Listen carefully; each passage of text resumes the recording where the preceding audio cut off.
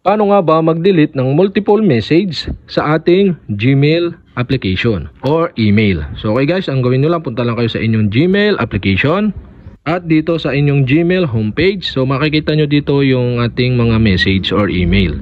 Yan, dami nyan. So paano nga ba mag-delete ng maramihan or multiple message? So okay, you'll have to do is press and hold nyo lang yung message. Yan, sample. So pwede nyong i-select kung ano yung message na gusto nyong i-delete.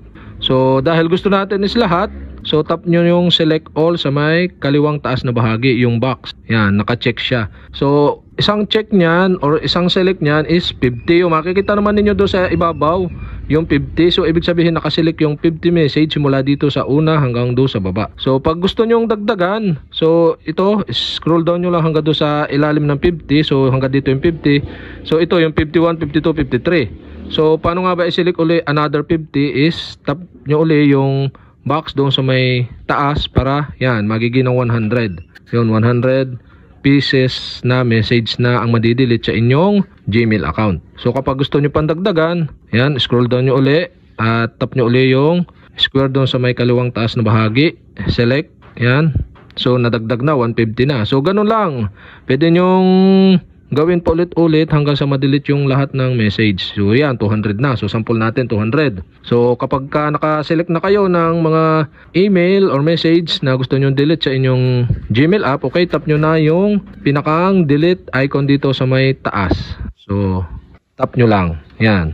200 move to trust. So naka-move siya sa trust. So pwede pa nating i-undo yung pinakang message para bumalik. So okay guys, kung gusto naman yung permanently delete yung pinakang message, so punta lang kayo doon sa trust. So tap nyo lang itong 3 line na nasa may kaliwang taas na bahagi at punta kayo sa may trust. Yan. Tap nyo yung trust at dito makikita nyo yung mga message na dinelete nyo, yung 200. So kung gusto nyo permanently na siyang ma-delete, merong empty trust now button dito. So kapag gusto nyong i-delete na, so itap nyo lang itong empty trust now button.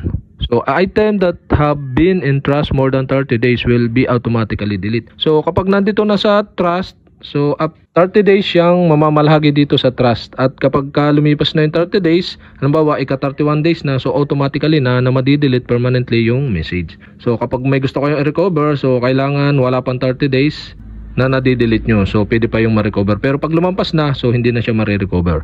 So okay, empty na natin itong pinakang message. So tap nyo yung okay. Pagka-tap nyo yung empty trust now, tap nyo yung okay dito sa pop-up. At yan, emptying this trust. So okay, ganun lang kadali i-delete permanently. So okay guys, sana nakatulong itong video na to. At kapag hindi ko pa kayo subscriber, mag-subscribe lang kayo sa aking YouTube channel. Click nyo lang ang subscribe button at ang bell para updated kayo sa mga video tutorial like this. Okay, salamat sa panonood.